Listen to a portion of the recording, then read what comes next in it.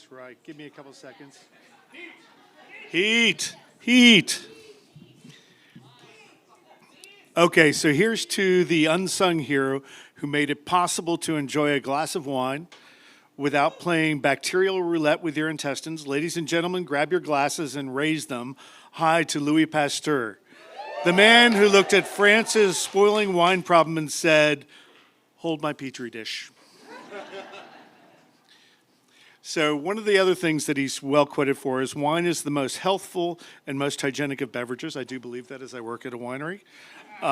Before him, every sip was basically a dare. After him, you could actually trust that bottle you bought wouldn't turn into vinegar before Tuesday.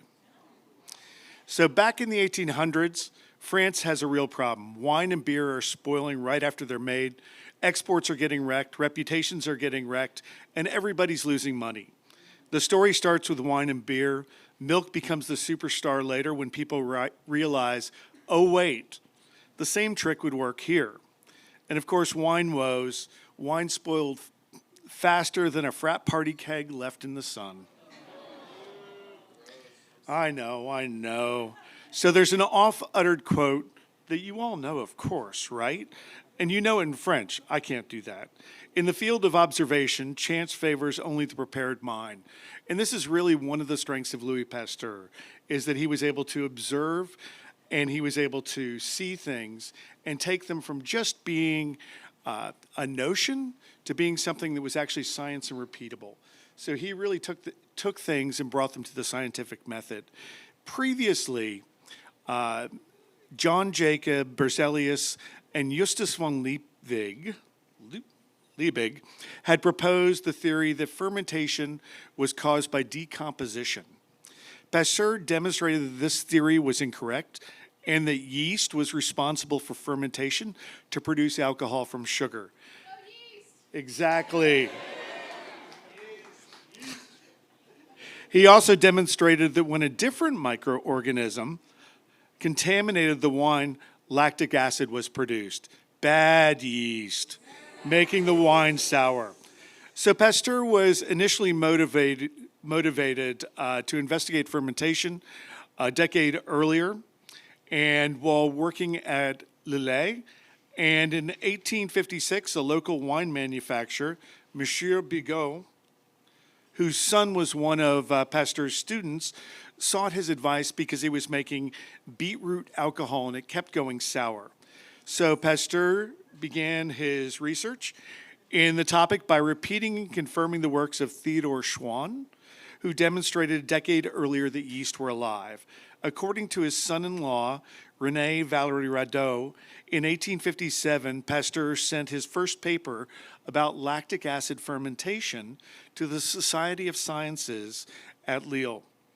A memoir was subsequently published in 1857. He developed his idea stating that I intend to establish that just as there is an alcoholic ferment, the yeast of beer, which is found everywhere, and that sugar is fermented into alcohol and carbonic acid, there's also another particular ferment, and that's the lactic yeast, always present when sugar becomes lactic acid. And this is really one of those big sort of moments where he's starting to look at the tiny microorganisms and really take this from a notional state and turn it into real science. Science. Then comes 1863, Napoleon III, because we had to have three of them at least, right? The Emperor's Commission prompted by a crisis because the French wine industry, where diseases, unwanted bacterial fermentations, were causing wine to sour and turn to vinegar. This threatened France's flagship export of wine, and at the time they were doing this huge amount of trade with Britain, and it was failing. So they had all of this stuff they were shipping out, but it wasn't making it to market. And so Napoleon III hired him, and he started looking into it. And interestingly enough, a little side thing. So this was actually suggested by Napoleon III's aide-de-camp, Ilphonse Fave, who became very famous for writing a book about how France failed to win a war. He's not the first, he's not the last, but this was about the Franco-Prussian War in 1870 and 71. So imagine people in the 1860s, and you're trying to tell them that tiny invisible creatures are what are causing everything to go bad. They thought he was nuts. Turns out he was just several decades ahead of everyone else. Might have been a little nuts, but in a good way. So acetic acid bacteria, also known as acetobacter, which converts ethanol into acetic acid vinegar, and lactic acid bacteria, which leads to the sour vinegary flavors and aromas. Pasteur was able to identify these separately from yeast and was able to show that this was what was causing what everyone thought was disease, and that doing a gentle heating of it would kill off these extra bacteria, which would lead to pasteurization. Science. It also preserved wine's flavor. So why pasteurize? It stabilizes wine. It stops unwanted microbial activity, making it shelf stable, prevents spoilage. Eliminates bacteria and yeast that cause sourness or unwanted bubbles. Protects against oxidation, reduces the risk of microbial spoilage and oxidation. People heated stuff before. Pasteur wasn't the first one to do it. He was just the first one to figure out that there were microorganisms and actually do this via the scientific method so that he could actually show people and the industry could standardize it so that time and temperature, you would get consistent results. And of course, the microbes are defeated. Brunch is now officially safe.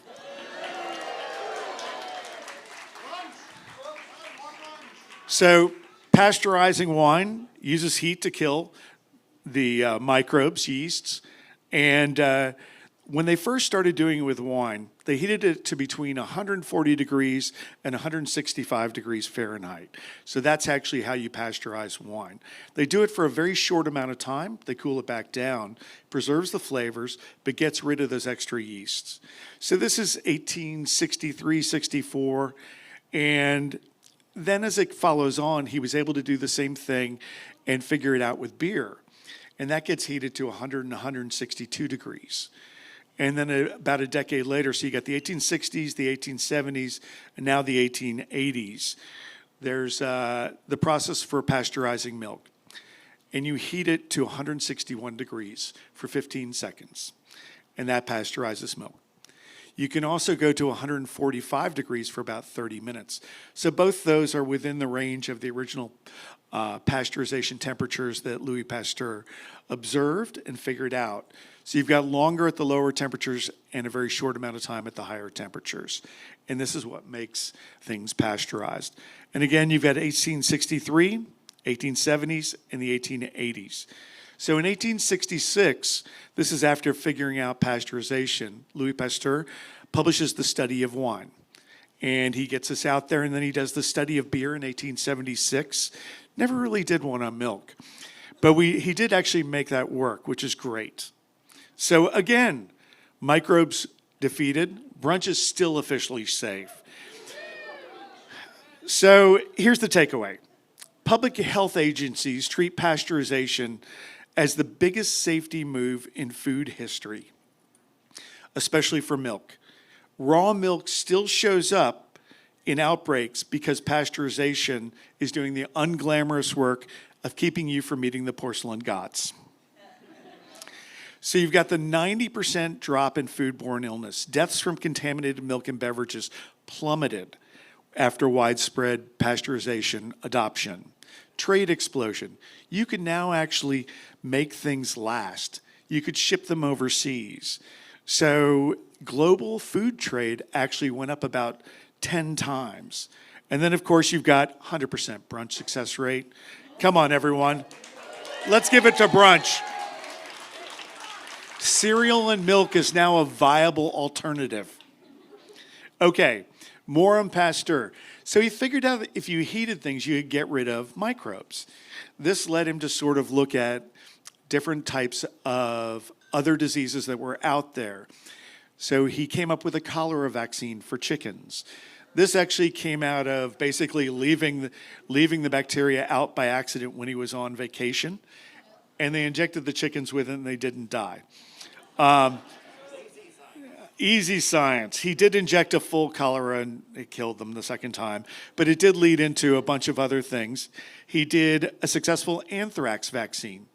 And the anthrax vaccine he injected a whole bunch of animals with the vaccine and left a bunch without. And of course, yes, he did basically give them all the disease, and the ones that had been vaccinated survived. The one thing he didn't really tell everyone, he didn't just use heat. He used a chemical to also kill the anthrax vaccine that he injected. So he sort of fudged that one a little bit. We'll talk about that in a moment. And then finally, one of the other ones, he's credited with coming up with the first rabies vaccine. But he injected a boy who had been bitten, and they thought he was going to die.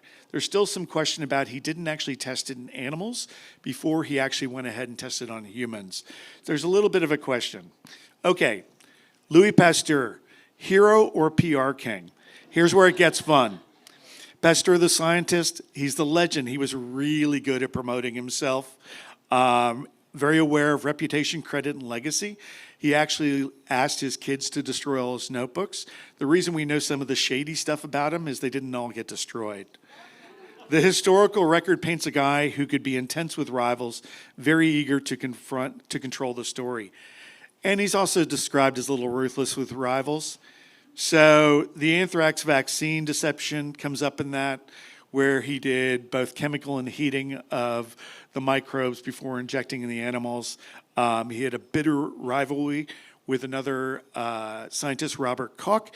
Anytime he could get away with it, he would say his stuff was crap, even if it wasn't, and even if he was using that information. Treatment of assistants. Emile Roux talks about the fact that he was a bit of an asshole when dealing with people, and hostility towards dissenters, and authoritarian as a professor. Do you believe that? After all the rest of that, no, couldn't be. Okay, so let's all raise our glass to Louis Pasteur, heating things up since 1865, to the man who made drinking beer, brunch possible, everything safer, and vaccines by accident.